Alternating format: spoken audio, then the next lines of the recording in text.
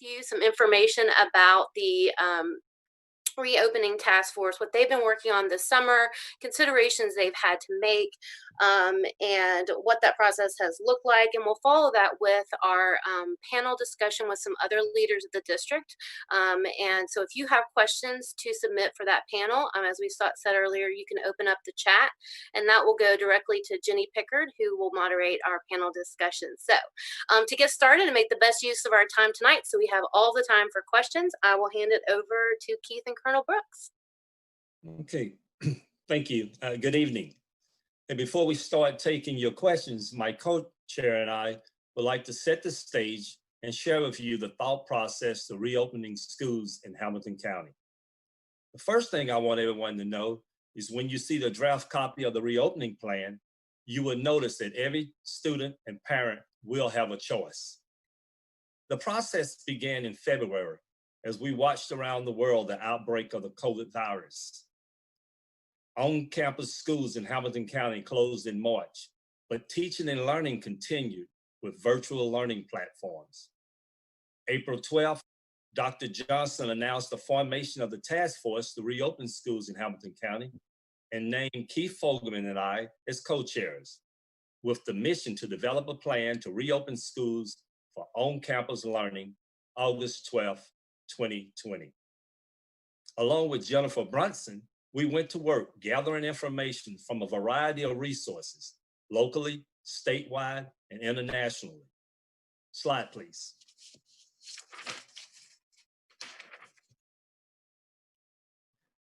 The next step in the process was forming the task force committee, which is made up of parents from the learning communities, principals and teachers at the elementary, middle, and high school levels, student reps, Hamilton County Education Association rep, district leaders, doctors and healthcare professionals, business and community leaders, and school board members. Everyone on the task force was charged with representing their respective sectors. The members attended meetings, gathered ideas, voiced concerns, and provided feedback from the community.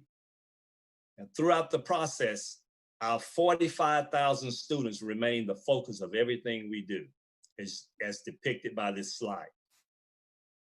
Slide, please. During the planning process, we aligned our work effort to these 4 guiding principles.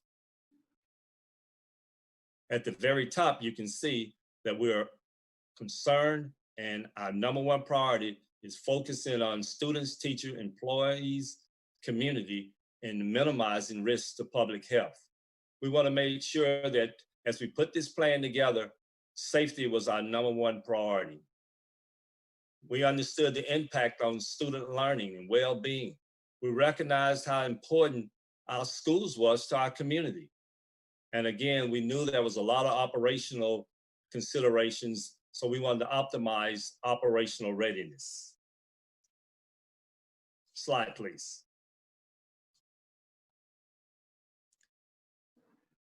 During the planning process, we aligned our work effort to these 4, The planning process resulted in 4 baseline phases. Here you can see our current timeline. Back 1, please, thank you. With an estimate in state on July 2nd, when we will present the reopening report to Hamilton County board members for approval. So you can see where we are today, and you can see where we're going. This is a different timeline that I had earlier, but that's fine. Slide, please.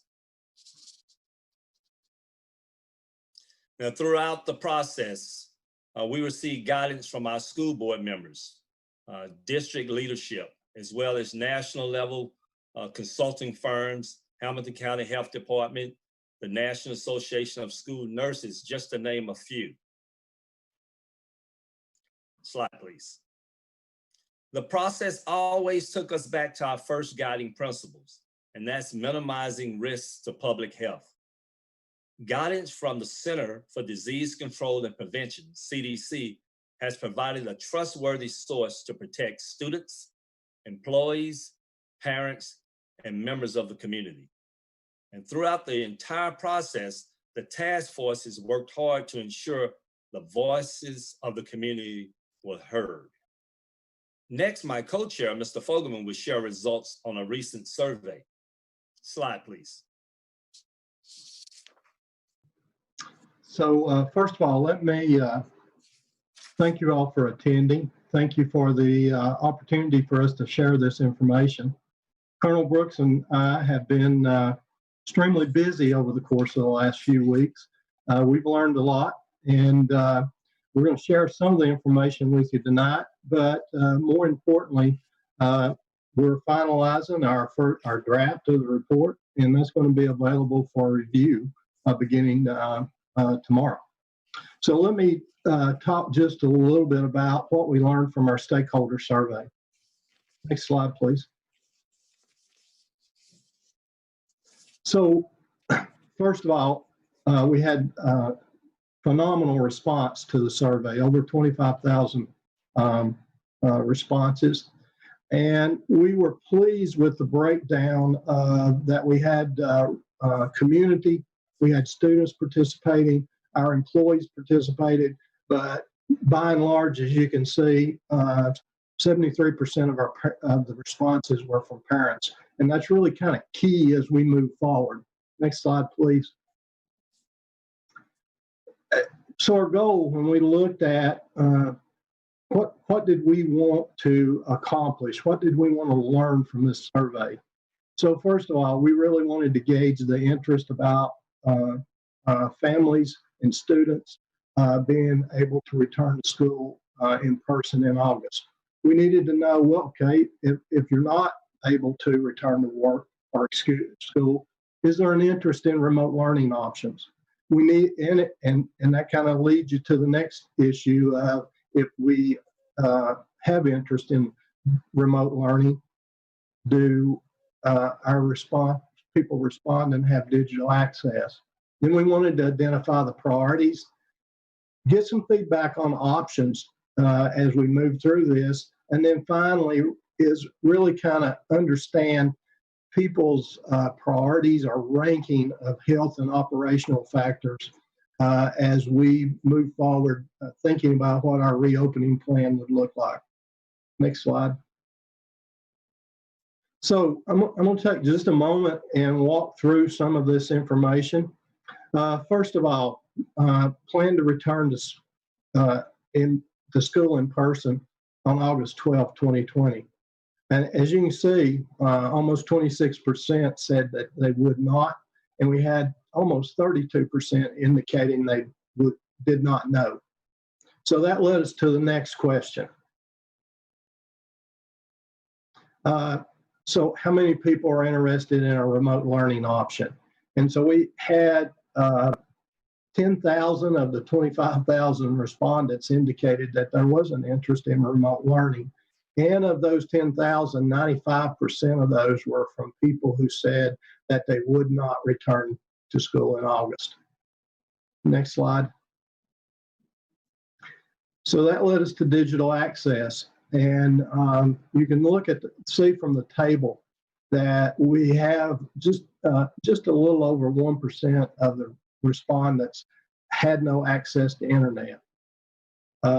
And you can see the rest of the information there, but one of the things we asked for in this survey was to try to understand if you didn't have access, or maybe it's mobile access only, do you have some interest in us being able to work with you so that you can acquire digital access? And so we had over 1,000 people respond that they had interest in additional information in that area. And to the right there, you can see the schools where we have the, I guess, the most access issues.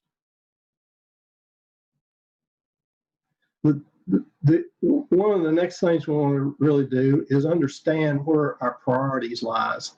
And so we had priorities listed. And as you can see here, from the most to the least significant priority rankings that we received from the survey. And, the first two, protecting student and staff health, and supporting students' social and emotional needs. And what we were really found, first of all, we were pleased with it, but secondly, that it aligned well with what our guiding principles that we'd established on the front end as we worked through this plan. Next slide. We also wanted to know, recognizing as we're trying to think about how we would be potentially in school going forward, we also wanted to know about the options. What options were people interested in? And as you can see, the three top options were alternating days, virtual school, and alternating weeks. And we used this information in planning for the phase 2 baseline option for our reopening plan. We also wanted to know how the respondents thought about the importance of various health and operational issues. And so in the survey, we had a scale ranging all the way from must be in place before returning to would not return if this were in place. And you can see down below, those were the areas that we were interested in getting feedback from. And that ranged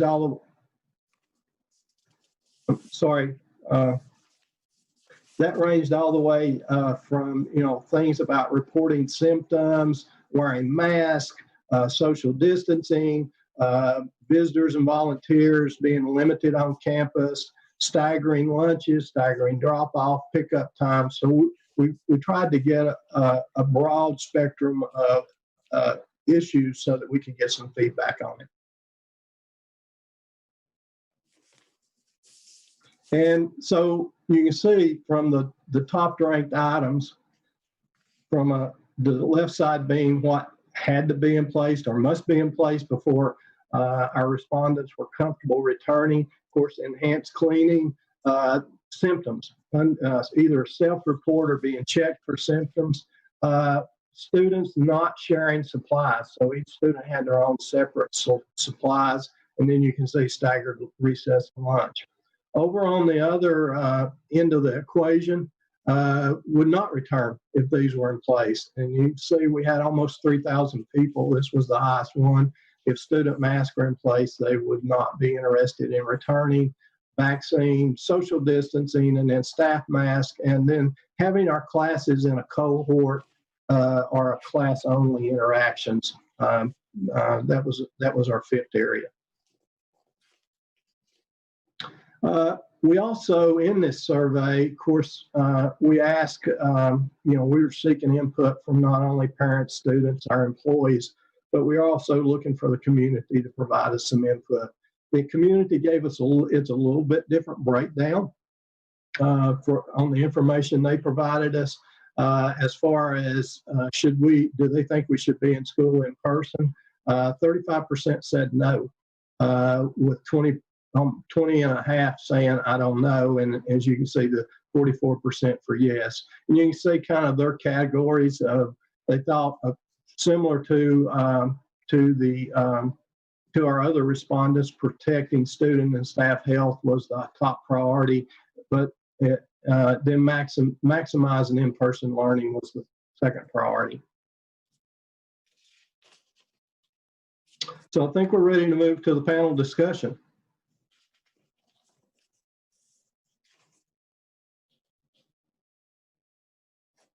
Thank you both. I'm going to let Jenny have just a second to get the questions in order, and we'll get everybody introduced. I just mentioned joining us on the panel discussion this evening will be Dr. Neely Parker, our Chief Schools Officer, and Dr. Justin Robertson, our Chief Operations Officer. I think everybody is unmuted now for the panel discussion. So our first question to kick us off is, will there be an option for families that aren't comfortable sending their children back to school if they're open? So I'll go ahead and take that. There will be an option for families that are not going to be comfortable to send their children back to school this year. And I asked Dr. Parker if she just might take a moment and talk just a little bit more about that option. Sure. Thank you, Keith, and thank you to every parent. And I've seen many teachers on the call this afternoon, so thank you for taking your time today. Let me first of all say that as Mr. Fogelman went over slide by slide the survey data that was shared, we want to let you know that we have absolutely taken your input into account in so many of the phases of our plan. And this is the framework, but as a part of our framework, and because of your feedback, you shared with us that safety, along with rigorous and high expectations in regard to learning, it's what really matters. And that is what we're in business for. We are in a learning organization. So what we will be pushing out to the public starting tomorrow, I believe it is, Jenny, is giving parents 3 different options for learning next year. Of course, there's the traditional, what we've done every year on campus. You come to school every day. And of course, with all of the safety measures in play, but students would be able to come to campus under, of course, safe conditions and the right scenarios. But we also heard from you that parents wanted the option of an at-home opportunity for learning. And so we were very successful with this as far as our launch. We will be in a very different scenario where we will be in a new grade and new learning. When we went home last year on March the 13th, we were 3/4 of the way through with the school year. This is different and it is new learning. But many of our families, again, because you expressed interest, we will be offering HCS at-home virtual learning opportunities for our students next year. And so that will be a part of our framework. And then, of course, not everyone knows this, but we have always offered Hamilton County Virtual School. And so we will be broadening our reach for Hamilton County Virtual School. Let me be clear that HCS at-home learning would allow our students to stay aligned with their zone school. They could participate with their device, with a teacher in their school, probably with their classmates. I know there's a lot of details. This is still high-level framework conversation. But the virtual school, however, would be literally formally enrolling in a school that is a virtual learning environment. So yes, we will have opportunities for options for our parents next year.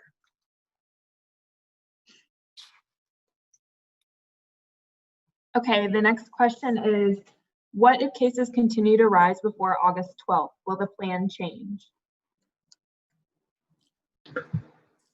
So I'll take that one.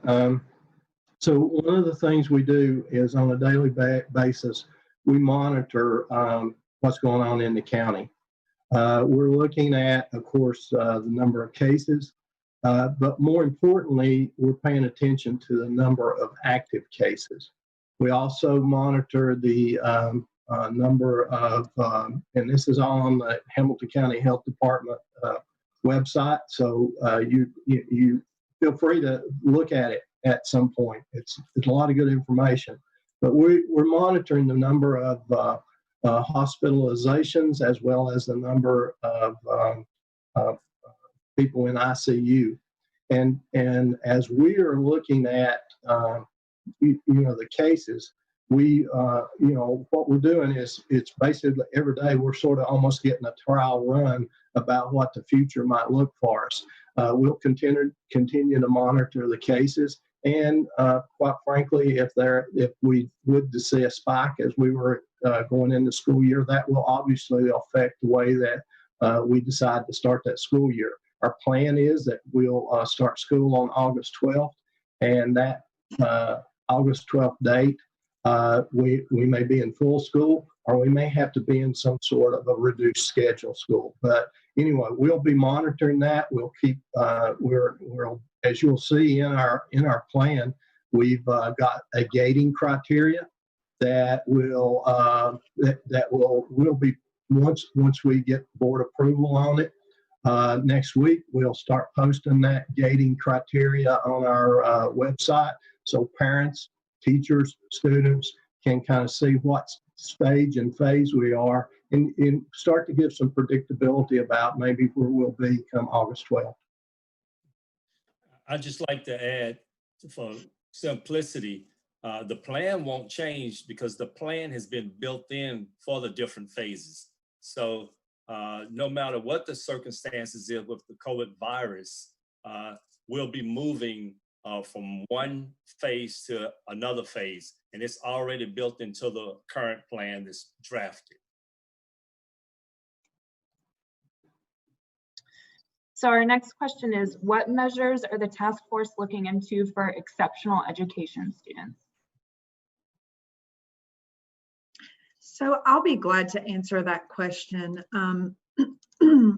So many of the things that influence or impact our exceptional students have to be prescribed through a plan, and we have no intent to change what is expected according to what that plan should state. So if a parent chooses one of the three options, our team would work with each family, because each plan is individualized to a student. And when I say our team, our general education team as well as our exceptional team would work alongside each family to talk about what mode of learning would best support that actual individualized need. Some students can do well working in more of a remote setting, but we also know that there are many of our students that really thrive in an environment that is routine, that follows a schedule, that is predictable. And so that's why all three of the options for, I call them the modes of learning, in person, at home, or virtual, we would be able to meet the needs of our students. That is also the same, or it would hold true for ESOL. We would have to be able to provide supports to our multilingual students as well.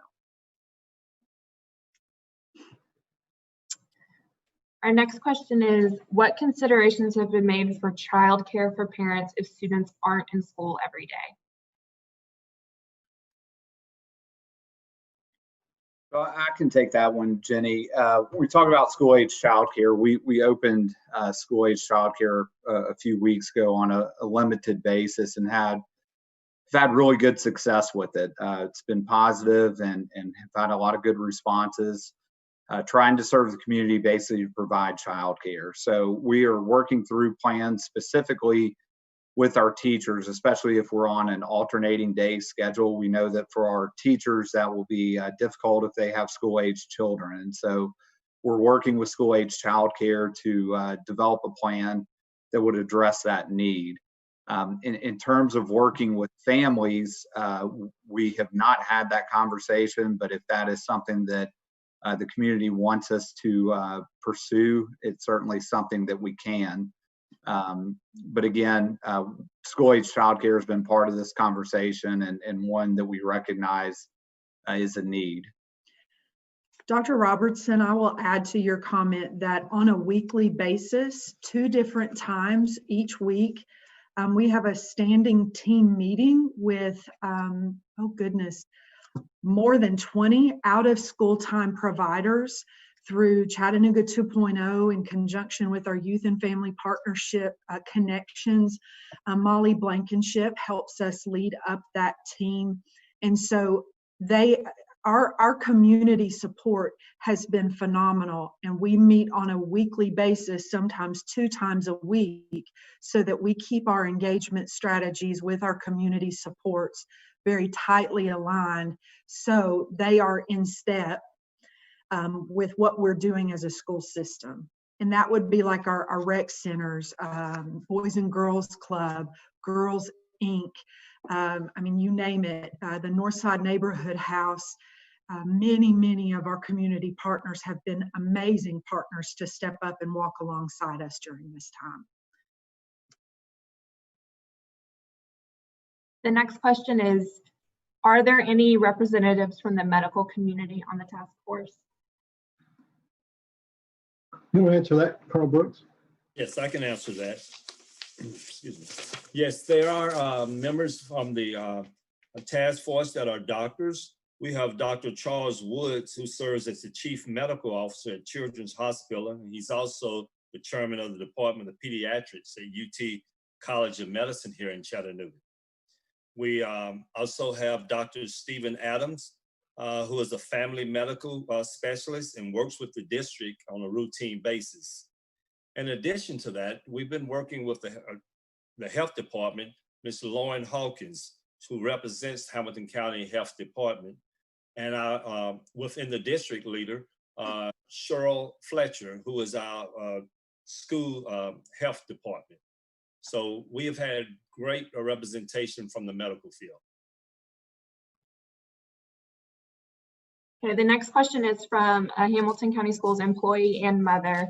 And she asked that if her children are at different schools, how will phase 2 and 3 options work? Will the schedules be will our schedules be in the buildings on the same days, in different buildings on the same days? So that's a really good question. And let me just say there are so many parts of this plan that are difficult, but let me also say that as we've thought through each of the phases and each of the pieces within either our survey and trying to gather input from each survey, or as we work through each feeder pattern, there are going to be some circumstances that will be a challenge. And let me just go ahead and put that out there. So like if you have a child that is enrolled in a zone school in, say, an academy downtown because they're in a Future Ready Academy, or they're in a magnet program or a specialized program, there are some unique circumstances. However, within a typical feeder pattern, we fully understand that families can have a child in 3 different schools. I have a neighbor who lives across the street from me that has kids that are in different programs and age from 6 to 14. And so with all that being said, we are working very intentionally. One of the great things about being organized by learning community is that our principals can network in a K-12 pattern. And so we're doing everything we can to work with the data that we have within PowerSchool. And also as we get information through the survey, if there's anything that tells us siblings or what we have through our registration process to see if we can tightly align. We're also working on being a little bit more intentional about our registration and opening of school process for next year, where we can be very fluid and make modifications as needed after school opens. We know that we're not going to be able to know every single intricate detail for families. And so we are really trying to be thoughtful about how we launch the opening of school, keeping in mind that we've not been in school since March 13th. And we're going to have to slow walk some things. And that would give us time to work with our customers, our families, our clientele, to be thoughtful about how we organize and do our best to provide good service to help respond to circumstances like that. It's a very good question, and please know we're working on process that will help with those kind of things. Okay, our next question is, how does a virtual school option affect participation in extracurricular activities like the arts and sports? Neil, you want me to take that or you want that? Well, we can go, we can work on it together. You start, Dr. Robertson, I'll let you answer the sports for sure. Yeah, so right now with sports, we're working through the guidelines of the National Federation of High School Sports, and currently we're in what's called the dead period. So it means that even if things were typical, sports wouldn't be happening. It's always organized around the July 4th holiday. It's a 2-week period. When we come back from July 4th holiday on July 6th, we're going to move into phase 2 of that process, which means sports can start to loosen up some of the restrictions. And when I say loose, they're still very restrictive. When we're inside, we're in groups of less than 10. If we're outside, social distancing is taking place. We're still not in any kind of competition setting. It's mainly working out, skill development, things of that nature. So we've had this conversation about what it means to be in remote learning and how do you access extracurriculars. I'll be transparent with you in saying we have not come to a definitive answer, but it appears to me, in my personal view, that we're leaning towards if students choose the remote option. And let me be clear about that because Neely mentioned this earlier. Virtual school, like when you enroll in virtual school, that would be different than saying, I want to stay at my school, but I want to be a part of the remote learning. If you choose that remote learning, we are leaning towards kids being able to participate in athletics and extracurriculars just as if they were in the school setting. We'll make that final decision. I would believe, and I'm looking for Keith and Colonel Brooks to nod their head before July 2nd, but I would say that we're leaning in the direction that if you're in that remote learning setting, you would still be able to access extracurricular activities just as if you were sitting in the classroom. That's correct. That's right. Now, I'd like to address the arts because I'll be quite frank, my family is, we love music and we're a family of musicians and singers, and my son is, he always tells me, Mom, make sure you take up for the arts. So I'm going to be really, again, just like Dr. Robertson, very transparent, because anytime you are singing or you are blowing into an instrument or any type of that work, there's an opportunity for transmission because you're singing and all of that. So what I would like to just say is, as an organization, we seek to be a highly reliable organization, and we really think about being very reluctant to simplify, but also being hyper-focused on where our system could break down. And so with athletics and with music and band, there is a greater opportunity for kids to transmit germs just because of the very nature of it. However, we have taken very good use of this time and really studied lessons learned during the time we were out. And part of the intent of keeping our students in at-home remote learning is that they can still access PE, music lessons, and art lessons, even in a virtual setting. Many of you probably saw our very own Coach Wood from Hickson Elementary. He almost became like a national superstar with his PE videos that he put out. It might not be what we're used to, but we have to think about the spectrum. Safety has to come first. We will seek to always try our best to keep band and keep chorus, keep the arts where we use supplies and think very differently and out of the box in regards to that. Fortunately for us, many of our band rooms are very large and we can spread out and have greater opportunity for social distancing. But our first gate or lens that we will always be thinking through is to keep our students safe. And at that point, then we have to make decisions from there.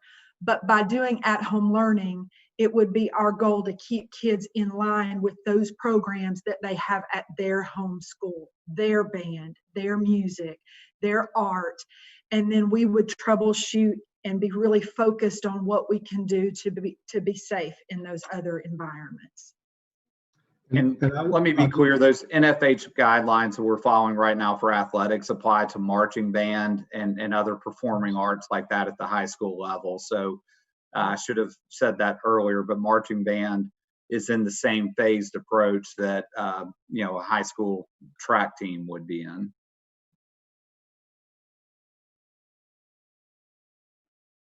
The next question is, can you talk about how transitioning from one phase to another based on active cases will look like? Yeah, I can take that one. So we've set up bands. So let me maybe first of all let me talk about the phases, because I think that would be important. Kind of set us at a baseline. We think we're proposing rather 4 baseline reopening phases.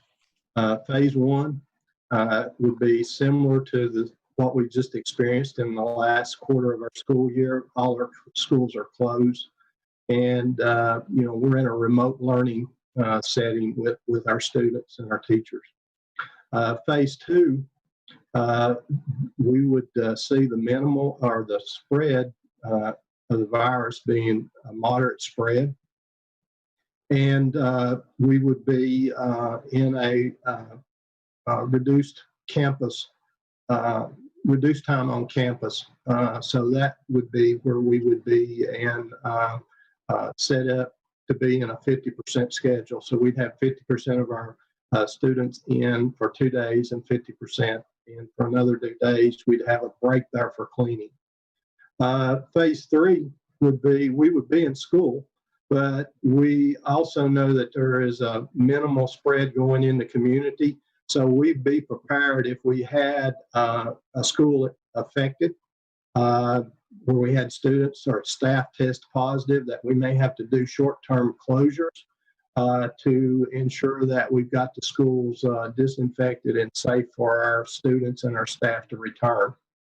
And then our phase 4, schools open, we're monitoring, and we're looking at being prepared to move into any of the other phases as the situation dictates in the county. Now, what we're looking at from a how are we going to move between the phases? We've set up a gating criteria that it's proposed right now. We'll be getting some additional feedback from the community as well as our task force team over the course of the next few days. But we've set up a gating community criteria for us to be able to make decisions. Also being able to communicate with our community, with our parents, with our staff about kind of what's happening right now in the county. So, and how would that affect our decisions around closure? So one of the key indicators is active cases, but we're not making that decision just strictly based on active cases. We would be looking at what's going on in other areas of the county about what's going on from a hospitalization rate, ICU rate. What are we seeing from teacher absences? What are we seeing at student absences? And we will use all that information very much like we do during an influenza season, where we're sitting down and looking at what's going on in our county, what's going on with our absences, both teacher and staff, student, and then making a decision about should we close school for a day or two and try to get out of this phase that we're in. We'll take a similar approach here, where we'll pull that data in. We'll keep it posted on our website so that you're fully aware of where we are and where we may be trending, so that as a community, as parents and staff, you understand what the direction may be. And it's going to be key for us to communicate effectively as we transition between phases. The next question is, are you considering the safety of school buses and lunches? Yeah, so I'll take that one. We have both groups working in a subcommittee. So we have a subcommittee from school nutrition that reported to Colonel Brooks and Mr. Fogelman earlier this week about some recommendations based on the phases. The same holds true for transportation. So give you a little bit of an example just for some context from a school nutrition standpoint. If we were in a phase 2 situation where there was moderate risk of transmission, it may look like, instead of in the mornings, kids going to the cafeteria all together, going through the line to get a breakfast, sitting down together, it may look like a pre-packaged breakfast that they would pick up on their way into the building and then take it to the classroom to eat. So there will be some changes with obviously school nutrition and transportation as we move through the phases, and really changes that will help keep kids safe and obviously help keep our staff safe.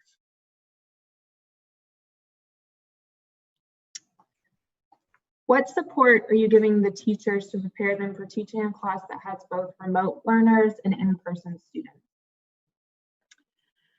So I have to, first of all, if I try to take this opportunity every chance I get, because what we were able to do the last quarter of school was just phenomenal. And I commend our teachers for literally turning on a dime and overnight making something happen that we'd never done before. I mean, I truly have to take this moment for just a moment and say, we are on a Zoom call today with well over 500 people. And so overnight, we went to virtual learning, and our teachers did a phenomenal job with that. And we're doing things in ways we've never done it before. That's why I said that.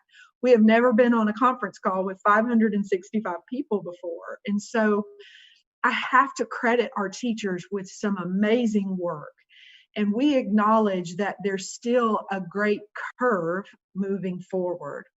And so what we're looking at doing is elevating some of the platforms that we already have. We have had certain things like a learning management system. We heard from our parents and teachers that it would be great if we had a program that allowed for like a single sign-on.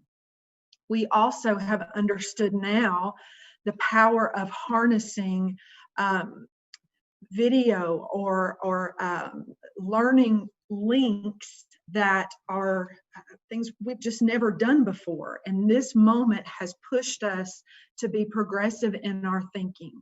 So when it comes down to supporting our teachers, number one, we have learned very quickly that virtual support and working in a virtual PD format has been very accessible from our teachers. We had almost 900 teachers in elementary alone participate in virtual training last week. We've never had one single day of training with that many people involved, ever. We also are working on a format. Our teaching staff would know what this means. Some lay people may not know this, but we do what is called a curriculum guide. And so what we are working right now to do is to level the playing field for many of our teachers who may not have the same tools at home. So if we do have to go virtual, we will build out our curriculum guide so that there will be embedded links. There may be model demonstration lessons. There may be video guidance. We are using a lot of our CARES funding to purchase additional resources for remote learning, swivel recording devices. If our board approves the budget, we are also looking at replacing devices for teachers. So we're also, last part I'll say is our board adopted a new curriculum for Pearson and EL, Expeditionary Learning, for our students. Those two platforms took a lot of what we were doing and it put it in a virtual format. That's another key piece.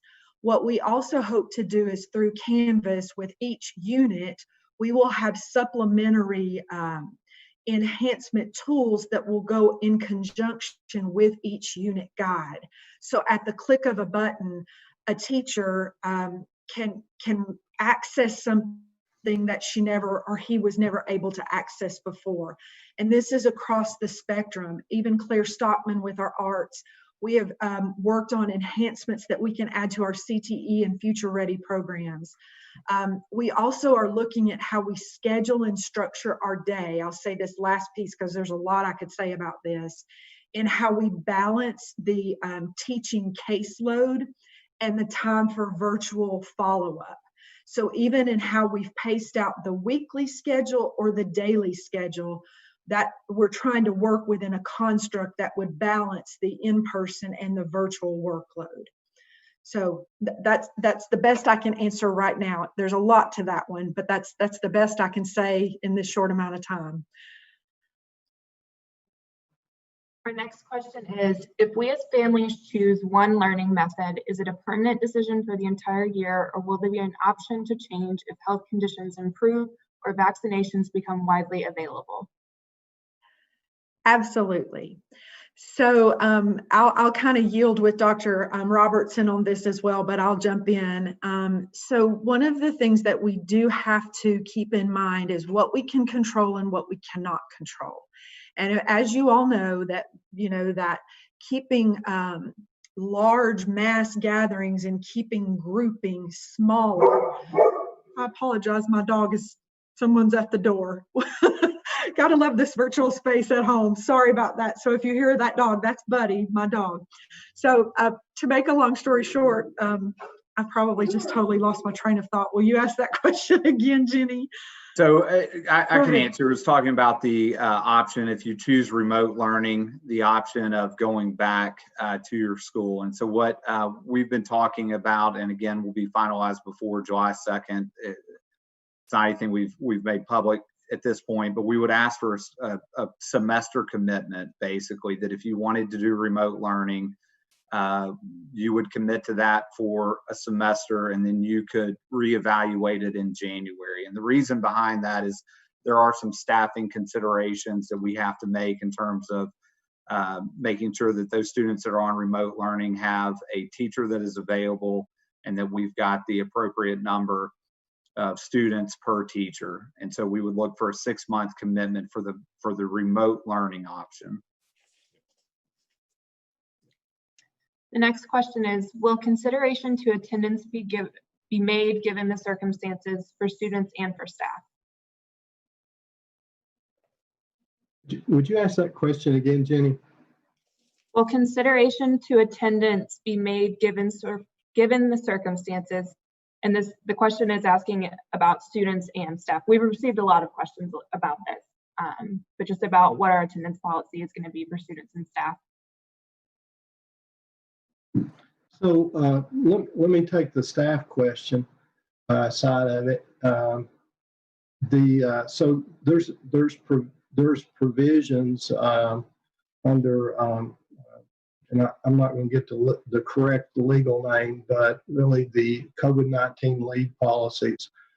There's provisions in there for leave to be taken when our staff is impacted by COVID-19 in some form or fashion. It could be their own personal, positive test, or it may be family members. Also, I will point out one of the things that we're doing is, and we'll eventually implement this process for all of our employees, but we've started out with our certified staff, our teachers, our principals, administrators, to really work with them to identify people that are in a high risk situation. Either they're personally high risk, or they may have family members, other situations that create, and that's spelled out really in all the regulations about how to deal with this.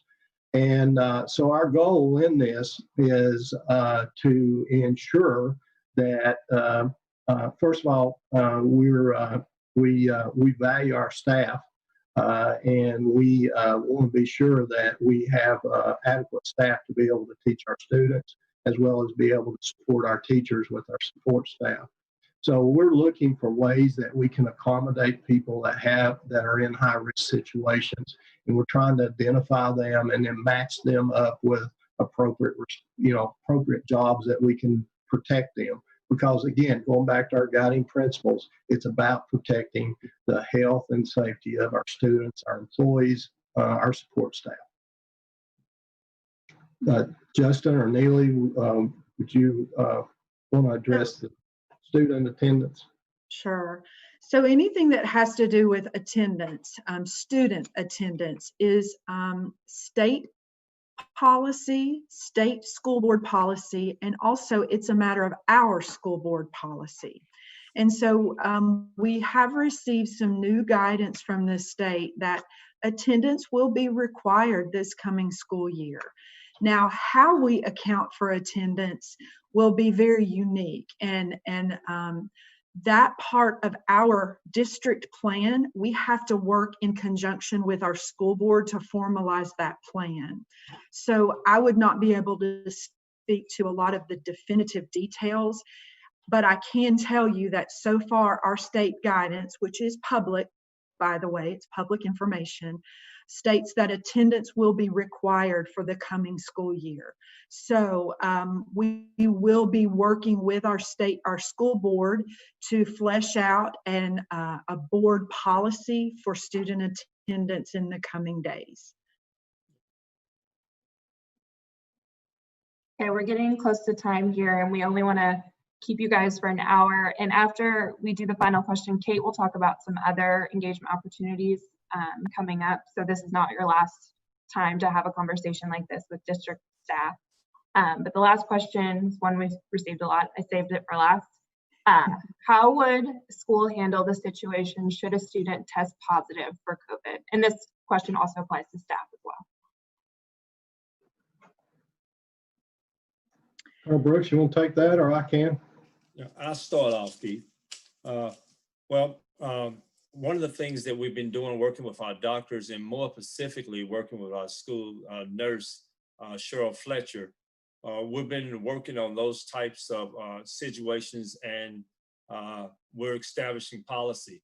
Right now, we realize that we can't wait on that incident, that situation to occur. We've got to anticipate that it will occur, that someone, when we start school, someone will test positive. And what I can tell you is that we will have a policy and a mechanism in place to separate that child in a safe manner, to make sure they're not mingling with ineffective students. And again, just another one of those areas where we're still working out all of the kinks, but we have anticipated that will happen. And I might just add with what Colonel Brooks has said, we have had some experience with employees testing positive for the COVID-19. And I'll say this, one of the first things we do once we understand we have first of all, if you have a potential, but when we have a positive test, we immediately, we're in close connection with the health department. We're working with them through the protocols that they have established for contact tracing to be sure that we're communicating effectively, either from a school system standpoint or from the health department, to make sure people understand that they might have been exposed or that they were in the area where potential exposure occurred. And we've also, as Colonel Brooks said, we built that in. If we do have an exposure when we're, or a positive test when we're during the school year, then we'll have protocols for cleaning, we'll have protocols for notification. We're really, the whole idea is we're going to set up a rapid response approach so that we can immediately deal with the positive test and then start to effectively communicate with parents and with staff members that may have been in contact or been exposed to a positive test. So we think that based on some of the experience we've previously had, as well as and we learn lessons from that. So we'll be making adjustments just like Colonel Brooks talked about as we go forward.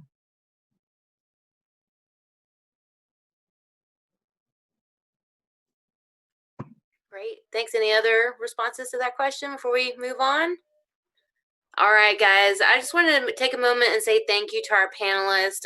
You guys are working really hard for our students, families, and teachers in the district. So I just want to say thank you all to you. This is very complicated and important process that you guys are working on. So thank you. And then thank you also to everybody who showed up tonight to learn more about this process and for your continued feedback and engagement. want to share some upcoming, if I can get this to work, there we go, some upcoming engagement opportunities for you all. Just as Jenny said, this is not the end. We want to make sure that we have lots of communication with you all going forward. She's going to share, if you see in the chat, there is a survey if one of your questions was not answered. We have a very large group tonight, so we weren't able to get to everybody. But as we mentioned today, the draft plan will be released tomorrow, so you'll be receiving that in your HCS communications along with our second stakeholder survey. And we just really need for you guys to provide us our feedback, just as Neely said, we are looking at that and making decisions. So your input there is important.